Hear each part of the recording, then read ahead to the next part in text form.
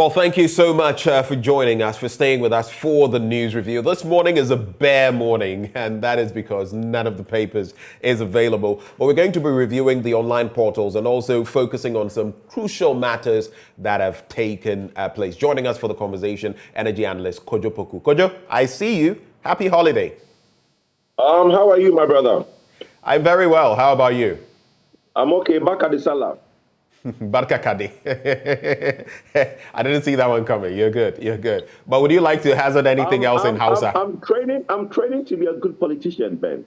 I see. So you're cultivating the Muslim caucus as well by way of learning a bit of Hausa. Is that it? The Nasara base is one of my biggest base, and they love me to death. I see. We'll be exploring that, and I'll be looking forward to what happens in that respect come election day when all of you go head to head. But let me just let you know, those of you watching, that this segment, the news review, is brought to you courtesy of Endpoint Homeopathic Clinic. They're offering, if you're a man, free prostate screening. If you're a woman, free female fertility screening. And here's where you can locate them. Here in Accra, at Spintex opposite the Shell signboard. In Kumasi, Kronuma Bwehia. That's behind the Angel Educational Complex. They're in Takrady Anaji Estate. They're in Tema Community 22. They're in Techiman Hanswa and Siama and Zema. If you'd like to call them, which you should, these are the numbers to call. 0244 867 068 or 0274 234 321. Endpoint Homeopathic Clinic, the end to prostate or chronic diseases. But let me just say this. I was going to pose that question to you about your prostate, which is why prostate kept coming into the last bit about Endpoint. When was the last time you checked your prostate, Kojo Poku? You can decide not to share. Hold on. No, I'll tell you, because it's a funny thing you are. Today is what? Today is Monday? Today's Monday. Friday, you did? Yes, I did a whole, you know, the funny thing is that I have a friend who is always in my ears about doing these checkups, and I don't. And I've not been feeling very well for about a week. So, wow. I mean, I wasn't well when I went to WA. I wasn't well when I came back. And you know what? We have a senior in school who has a very good medical practice around the school junction in East Legon. Okay. And my friend said, look, you should go and see our mate and he would look after you. So I went there and he said, look, he asked me the same question. When was the last time you did a full medical checkup? And I said, look, I don't remember. He said, look, you're not leaving here until I do that. So he drew blood, he drew urine, and did a full spectrum. And it's only my pressure that's a little bit on borderline, cholesterol a little bit high, but the rest I'm 100%. So you know your high density lipids and all of that. That's very good. So what I do is every year around my birthday, I get it done. So I let it coincide more or less with my birthday. This year I've not done that, but I just want to get certain things out of the way. Within a month, I should get that done. And of course, every time I do it, I also check my prostate because, look, you're an older man than I am, but we see that nowadays, even people in their late 20s and 30s are coming up with, flaring up with prostate issues. So I'm really happy you've done this. KSM, Kweku Sintimisa, came on the show and shared with us. He actually came partially purposely for that, to share with the world that you can work out, you can exercise, you can be fit without necessarily being healthy, because there could be a whole lot going on within your body. So I'm really happy to hear. Kudos to you that you've done that. Health is about genetics. I think your genes play a big role Definitely. in what happens to you. I think if you should know your family history. I think most people don't look at family history. Family history, in the past, in Ashanti, when you go and even want to go and marry into a house, they're like, oh, let's go and ask the background of the house. Not only to go and find out if there are bad people there, but to also look at, are there certain illness in the house? So every individual should know their family history. And if you know that your history, the family has a history of diabetes, hypertension, and most of these things, then you should know you should be on a checkout for these things. And I think the education, for me, I think where the problem is the education of what the person and where the person has to go to do this. In terms of the checkout, all the medical things that you need to do, most people feel like you need to go to a hospital for something to be wrong to do that. Yeah. Okay, but clearly it's not. You can just walk into any hospital and say, look, doc, I want to do a full medical checkout. And look, it's a bit on the high side, but look, it's better than going through a year not knowing what's wrong with you. Well, thank you for sharing that. But let's slice and dice the major issues this morning. We don't have the newspapers, but we have a lot to talk about. And I'm going to start, Kojo, from your own end, the NPP. Professor Frimpong Boateng, former minister, has, been in the space a lot recently. And it has to do with his allegations, his claims, what he says is fact that the Jubilee House itself is mired in Galamsey, and that it knows people who are prominent within this government who are mired in Galamsey, who are polluting our environment. And he mentions names. Now, there are names that he mentions. And it's interesting because some of those people have been reacting to the comments by Professor Frimpong Boateng. In fact, two prominent ones. And I only single them out because Professor Frimpong Boateng has rebutted some of the assertions that these two people make. But first off, the Jubilee House, the seat of the presidency, responded by saying all of these were more of a figment of his imagination, if you like, that these were based on hearsay. And if I may just reference that point very briefly, that they are based on hearsay and that they contain a catalogue of his personal grievances. That is how it is addressed. But then you get into the report, over 30 pages, some 33 to 34 plus pages, depending on which one you're looking at. It goes as high as 37. And he makes quite some interesting assertions, even going to the extent of giving photo evidence to substantiate his claims. Now, I would like to get your response on that specific matter, but also weaving in his response to the likes of Gabi Ochredako and the likes of Information Minister Kojo Ponkroma. So I'll just take that and then you give me your very, whole view, reflection on Professor Frimpong Boateng, the assertions in this report, why the report never became public, the response from the Jubilee House, and then the rebuttals to what Gabi and co have said. So starting with Gabi, he says, I have come across transcripts of statements made by Mr. Gabi Ochredako during an interview he had on City FM on Thursday, the 20th of April, 2023, just last week. After listening to the words of Mr. Ochredako, I became sad for Ghana. I wondered what happened to get us to this state, where a person who is supposed to be the lawyer of a mining company exhibited such industrial scale ignorance about mining laws and regulations. Going over the videos and pictures depicting the monumental environmental degradation in the areas of operation of Mr. Gabi Ochredako's clients and seeing his ignorance, I'm no longer surprised that he has such a pixelated view of the illegal mining landscape. I'll just skip and read a little bit and then I'll go to the Kojo Ponkroma bit. Gabi Ochredako seems to have forgotten that his client has a strong history of acting with impunity. Donald Ensua, who operated both CNG Alaska and Heritage Imperial Mining Company Limited, has a history of abusing mining permits and regulations.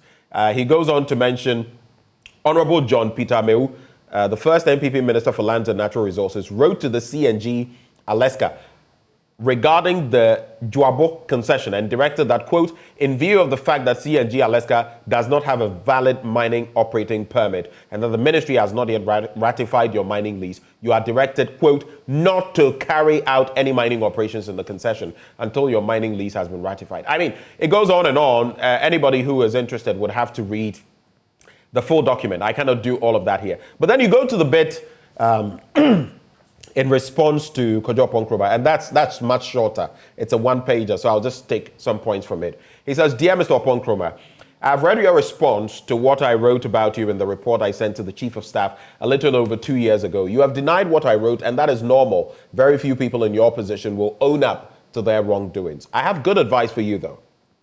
When I was part of the government, we were colleagues, and I related to you as such. Now I will advise you as my son, just as I do my children. After all, you are same age as my fourth-born son. When I returned to Ghana from Germany to start the cardiothoracic project, you were just 6 years old as my fourth child. I will not lie to you or insult you or be harsh on you. My advice is always remember that political power is both short-lived and effervescent. In about 2 years' time, you may no longer be in government and you may experience the real world as former high-profile political power holders do.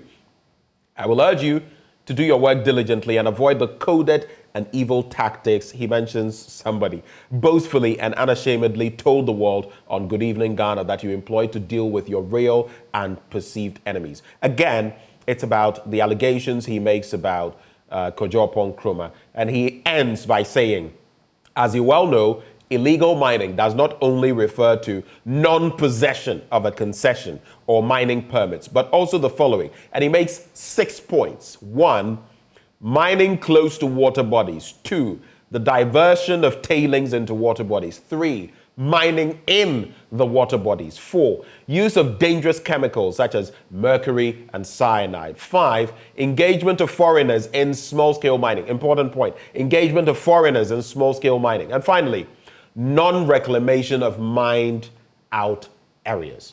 That's how he ends. So I intentionally did this as well as a simple exercise for those who may not have followed the developments to have some sort of holistic view of what has been happening. Now, over to you, Kojo Poku. I nearly called you Kojo Nkrumah. Kojo Poku, what is your understanding of this? And what does it mean for the fight against Galamsey? Okay, Ben, thank you for the introduction and putting the context, putting the whole picture in context. Look, as far as I, Kojo Poku, am concerned, the words of the former minister is not allegation. Okay. For me, it's not allegation. He was a minister. He supervised what was going on. He was in charge. He got briefing. He had all the facts on his table. So what he comes out to say, and bear in mind, Bert, that document is not being written now. It's not like he got up and decided to write that document. That document was given to government in 2021. So it's an old document that never saw the day of light. And the minister or the former minister is bringing it to bear. Now, the reason I say that what the minister says is not allegation is that I have had an instance of reading a letter from Mr. Kojo, okay, and Mr. Kojo basically did not deny the fact he called him and just to clarify, which Kojo are you referring to? Are you referring to is the crusading guy? Okay, I just wanted you to clarify that. Okay, yes. And he, in his letter, which I saw on social media, I wasn't sure if that's true, is a true document, but he goes on to now sort of confirm some of the things that the former minister said, but only tried to clarify the point that he was only seeking an appointment for a friend. And at the latter end, even render some level of apology. Then let's go to my brother Gabi's interview. For me, I would have rather wished Gabi had not said anything on air or on TV. Because, look, prospecting license is different from a mining lease. One of the things that people don't know about me, Kojo Poku, is that I think I have done almost everything in the face of this earth. I once had a mining concession in Asankregwa called Poku Mining. Okay? And that concession was from Dunkwao all the way to Asankregwa through Nananko. Now, I was granted a prospecting license. So that's in the Offin area, right? In the Offin area. Dunkwao Offin area. Because you go through Dunkwao Offin to Nananko all the way to Asankregwa. And my mining lease, my concession was about 50 kilometers square. Now, I was given a prospecting license. Now, let me tell you what a prospecting license do. You are supposed to take samples from the site, dig some trenches, and basically take those samples to the lab for processing. Now, if somebody tells me that the equipment that you need for mining is the same equipment you need for prospecting, that person doesn't know what he's talking about. And for me, it was sad that Mr. Ochidako said that the document, the equipment, he asked and he was told that the equipment you need for prospecting is the same equipment you need for mining. It's not true. They are two. Prospecting is like going on to do exploration. You are exploring to see if there is gold on the site. So that's what the prospecting license allows you to do. But in Ghana, we are all aware that people have been what? Abusing the prospecting license. They go into Minerals Commission to get prospecting license and use the prospecting license to now enter the land and start mining.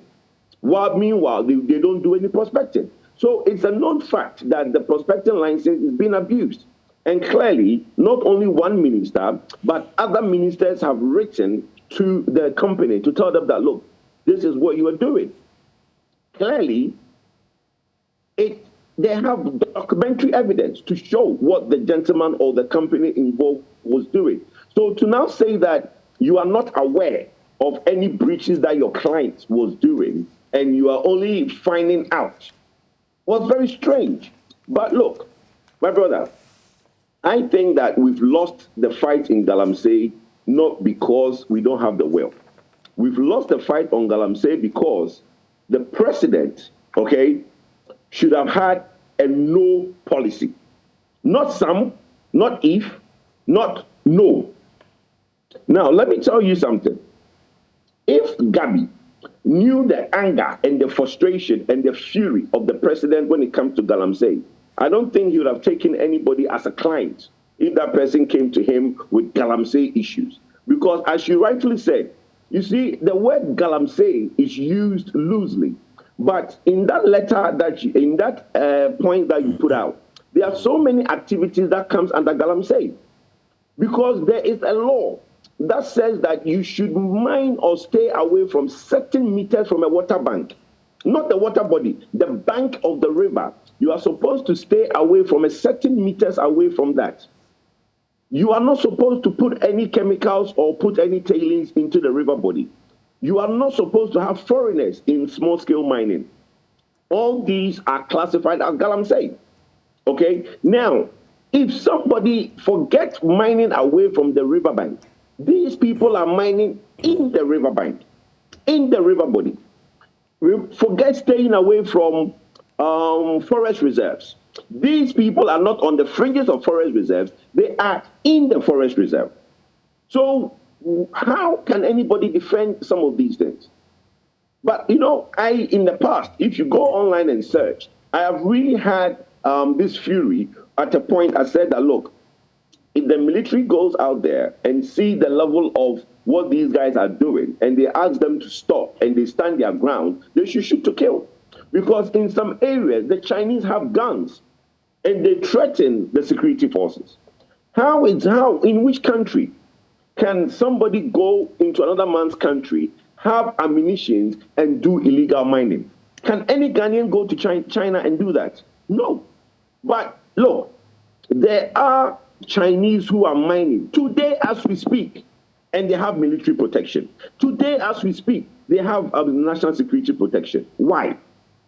So like I said, there shouldn't have been, okay, not this one, not that one. Okay, he can do it, but let him do it well. Okay, let's see how it goes. No means no. This government's policy on illegal mining from 2017 should have been no. And if that was the case, I don't think we would have gotten to where we got to. But the minute we started selecting which one is okay, selecting which one can be done, and ask yourself, when the former minister was on the seat, did he report these people to national security? In fact, there has been, counter accusation. Now, some others have also accused him that he was also engaged in a number of things. Some of these people whose names have been pointed out. But when you go to myjoyonline.com, which is where we're going to continue from here, I'll let you land. I'll just introduce some interesting aspects of what you've said. There is that quote there.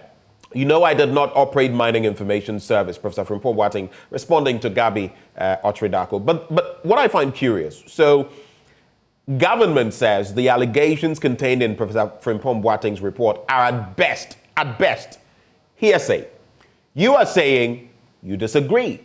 They are saying it's a catalog of his grievances, personal grievances. Maybe he's getting emotional That is what they are saying. So I have two questions just to wrap on this so we move on to other pertinent matters. Where then does that leave us in the fight against Galamsey? Mind you, Mr. President said he would put his presidency on the line. According to most of the reports we've seen, according to our reporters going out there to look at the state of our water bodies, things have become much worse. Then point number two, staying with the president. You say if the president had known that Gabi was engaging in all of this, representing people mired in Galamsey and all of that, he would have been furious. But I asked, if the president, Nana Addo Dankwa Akufo-Addo, had been as furious as you claim he would be, wouldn't this report have seen the light of day much earlier, until now some 2 years on? Quick reflections on that so we move on. Now, you see, I normally, unless there are clear evidence on the table, I always like to isolate and insulate the high office of the presidency. And this is the reason why. The letter from Mr. Frimpong, from Professor Frimpong Manson's Frimpong Boateng. Yes, from the former minister's statement, he gave the report to the chief of staff, not to the president. Now, let me make this statement. There is a cabinet for a reason. And for me, I think in governance in Ghana, we've lost it. Professor Frimpong Boateng is a cabinet minister.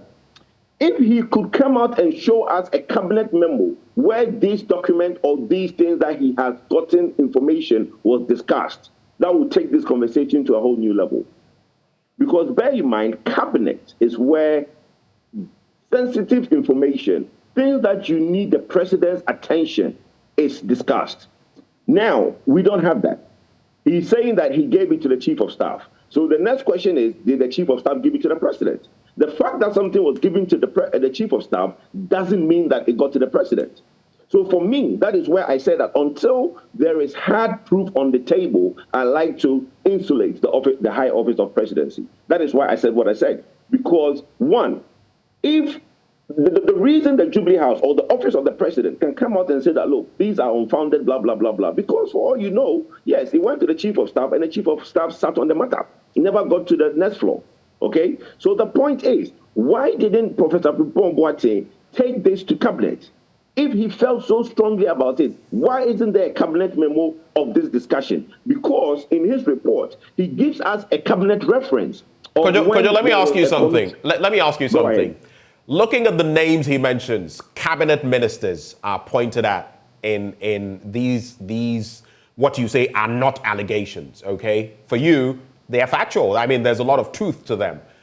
How do you feel that would have panned out in cabinet, at a cabinet meeting, for a cabinet minister to put this forward with other cabinet ministers? What do you think would have happened? It would have been a melee, wouldn't it? Isn't that where the most frank conversation is supposed to be had? When, as a minister, because look, if he's trying to tell us he is the person we want him to be, Ben, can you imagine, like me, Kojo, Poku, have something like that and I'll take it to cabinet? Hell yeah, I'll take it to cabinet. I would like to see the fight at cabinet. That's how I am. I will take this document to cabinet and in front of the president and the vice president, mention the names and see what goes around the table. I will do that because that's the kind of person I am. But listen, like you're saying, now there is counter-accusation of him. I have seen documents of certain things involving him on social media. I don't know how far that is true. But what I'm saying is that today, him coming out with some of these things, the conversation will be different if we would have heard that, hey, have you heard there was a fight or rancus or uproar at cabinet when the minister came and mentioned certain people around the table who are doing Galamsey and put it to the president to stop it, and then what next? That is the way forward. All right. Let's make tracks from there. We'll have a full conversation on that. But of course, since you're not going to be a part of that conversation, I just wanted your take on that matter. But going to the economy, which is another major issue now, I just want to run you by a few of the stories we have on myjoyonline.com. World Bank to advance almost $1 billion to Ghana under IMF program. That's according to Finance Minister Ken Ofori-Atta. He also says we will protect the public purse. We will spend what we earn. Again, quoting Ken Ofori-Atta. And he also says in terms of the IMF deal, we intend to take the community across the Jordan. Finance Minister Ken Ofori-Atta getting biblical one more time. Get the country across the Jordan, or our community. And finally, this one. We will protect the public purse. Or in fact, Ghana may have to wait several years before going to the international capital market. That's according to the finance minister. So a number of things he said. A $1 billion program to be extended to Ghana. That's what he says. He talks about protecting the public purse and spending what we earn. Important point. And Ghana may have to wait several years before getting back on the international capital market and then crossing the Jordan. Quick take on where we are in terms of our program, the economy, and how much weight you give the words of the finance minister. Are they new statements or statements made in 2017? These are new statements. Oh, it cannot be. I'm sorry, it can't be. Why? They can't be new statements. How can they be new statements? Protecting the public purse, shutting the bolt of the barn when the horse have now bolted. Come on, what are you protecting? You are going to now shut the barn when the horse have bolted. What are you protecting? 1 billion from the World Bank. We are getting 3 billion and we don't even know what it's going to do. And then the 1 billion is going to do what? This is a country that have a huge deficit. We are being told that we are nearly going to run out of our reserves. Okay, we are an oil-producing country. What is 1 billion to an oil-producing country? I think there are old statements being rehashed. I saw that, but I honestly thought they were old statements being rehashed by the journalists or the media, because those cannot be something that he honestly believes in as well. Because look, the economy where we are on overdrive in expenditure, where our revenues don't catch up. Clearly, if you do not have the revenue and you believe in that statement that you're going to spend what you earn, then your revenue, if it's 70 billion, your expenditure will be 80 billion at best. 80 billion. Let's say you are even doing 10 billion Ghana cedis more than, because you can't do like for like. So if your projected revenue, but you see, we have a template in the Ministry of Finance where we are always doing hyperbole, where, they come and read the budget and say, expected revenue 120 billion. Meanwhile, you can't achieve 120 billion, giving you the room to now put your expenditure at 140 billion. When your real expenditure from the year before, in business, when I sit in my boardroom and I ask the CFO or the managing director to do their budget statements, we have what you call your budget, your proposed budget, and your actuals. Then we have a variance, which is the third phase. Now, when you have a negative variance, it means you are overspending. You have positive variance because you are now achieving your target and not spending as much. If anybody that sits in the Ministry of Finance and see the previous year's revenue statement and look at what the revenues were, what we collected, and the proposed of 120 revenue, you realize that you are always achieving a negative variance. But then when you now have an expenditure where it's in positive variance, then there's a problem. My brother, I hope you understand what I'm saying. Yeah. Because the issue is that you cannot spend what you earn just by the budget you've read. You are expecting to earn so little and spend so much. So how do you believe in that statement of, I will spend what I earn, when your budget says otherwise? When you are an oil-producing country that can easily earn that $1 billion a month, and you've ignored that space, and you're going to the World Bank to receive that $1 billion, how am I supposed to basically even read that statement and think that you're a serious person? Then secondly, protecting the public purse. We all know that's not true. It hasn't been true from 2017. It hasn't been true till now. So for me, one thing I wonder is why is he still the finance minister? Because everybody in this country has told the president that Mr. Ken Ofori-Atta should not be the finance minister. We don't have anything against him. But for his track record for the last 5 years, we don't think he should be the finance minister of this country. Anyway, let's wrap with some interesting thoughts. Two issues I want us to end the conversation with. We know, and we'll go to graphiconline.com, but the police has arrested a police officer, Inspector Ahmed Chumesi, who is alleged to have shot and killed a female adult who was believed to be his girlfriend. This occurred in Kumasi in the Ashanti region on Thursday, the 20th of April, 2023. I mean, there's been so much on social media on the back of this killing in Edum, and the suspect, who had been on the run, was arrested at Setre near Ifiduasi in the Ashanti region. And that is the latest development there. We've had some interesting developments with people in the services, from Sheriff, unfortunately, who was killed in Ashaiman, to this one. It appears, and then to the Axim issue, then to the beating of some police officers and all of that. There's quite, I don't know what is going on, but what do you make of that? And just to add this one, there's also that story, interesting, of the University for Professional Studies, Accra, a lady whipping a younger colleague in a viral video. And that lady is said to have been dismissed. Maybe you've spotted the video, but the student of the UPSA was captured in a viral video whipping another student, and she has been sacked. In the video posted on social media earlier this month, Mabel Tay Nomo was seen in the hallway of the school's hostel, hurling insults at the much younger victim while assaulting her with a cane. Now, the question is, why? The allegation is that the victim was being punished by the senior for spreading rumors about her. And there is talk about some claims that they were giving sexual favors for grades to teachers and so many things that have been alleged. But again, these developments in our schools, I do not know. It's getting out of hand. It is this intimate tape today. Tomorrow it is that intimate tape. The next day it is all kinds of craziness.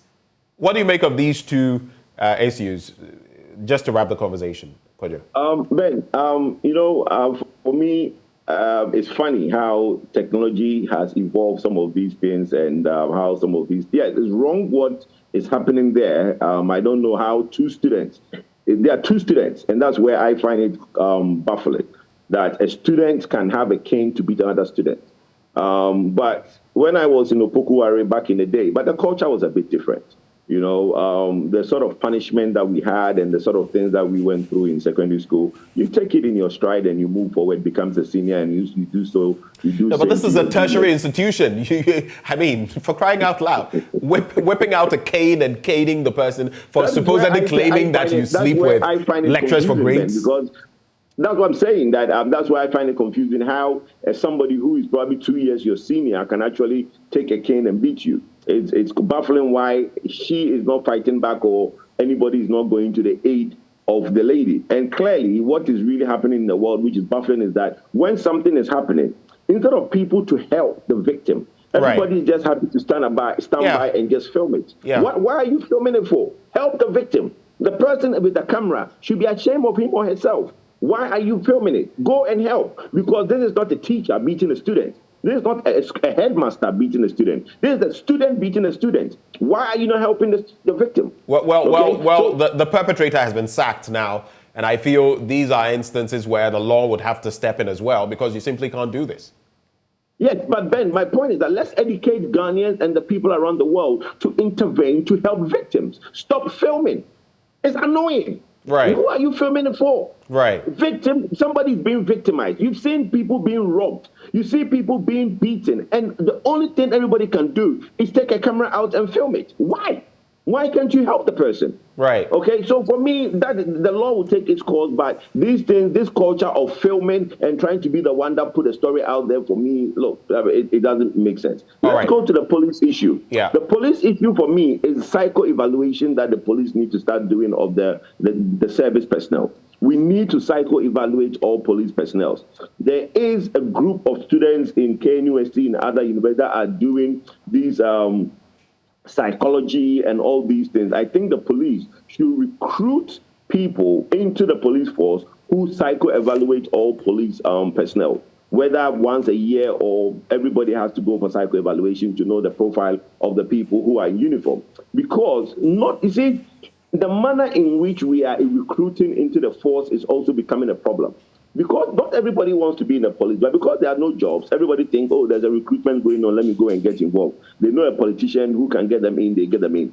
But a lot of people don't want to be in the police. Right. And the frustration of the job and all that comes with it might affect the person mentally. Some people have mental health problems, okay? But we don't know that in this country. Then we take them and give them guns and uniform. It becomes a problem, okay? So people in the military, people in the police, we need to psycho-evaluate these people to know the mental health of the people who we are giving guns to and the people that we are giving uniforms to. Without that, we are not safe. And this poor girl, I don't know what the story is or what could have aggravated him to the point of shooting the lady, but it's unfortunate that it had to come to that. But I think the police should take this advice and recruit a lot of psychologists to psycho-evaluate the personnel once a year. All righty. Thank you very much, Kojo Poku, for sharing your thoughts. A senior colleague, though, I'm not going to mention the name, shares some thoughts.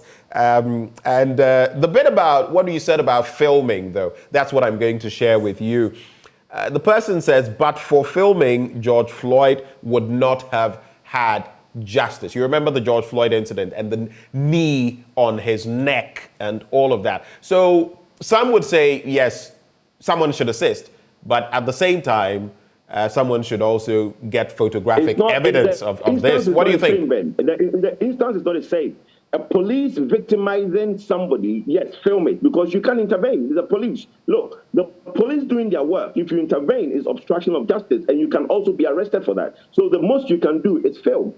The security forces, that's fine. But my point is that this is the dormitory. This is the hostel. These are colleagues. Okay, and there are so many instances of people that can assist in that instance, especially when somebody is being robbed and you film it. Somebody is being caned and you film it. And there's somebody in the room, in the hostel room, filming it. Why didn't you tell the person to stop? I can understand somebody filming because, look, from filming, forget the George Floyd. You remember there was one way back some time ago that caused a big rout in America. What's the name again? Rodney King.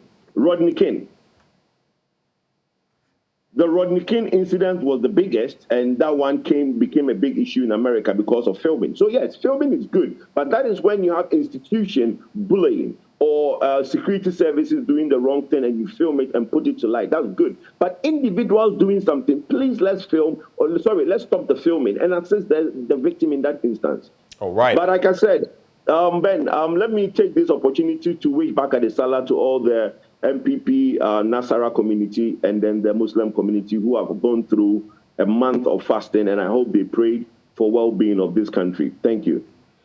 Thank you so much, Kojo, for joining the conversation. Kojo Poku is an energy analyst, and he says he's a jack of all trades. In fact, he has done some mining as well. He had a concession that he explored. Kojo Poku joining us this holiday morning. Kojo, thank you. But right before...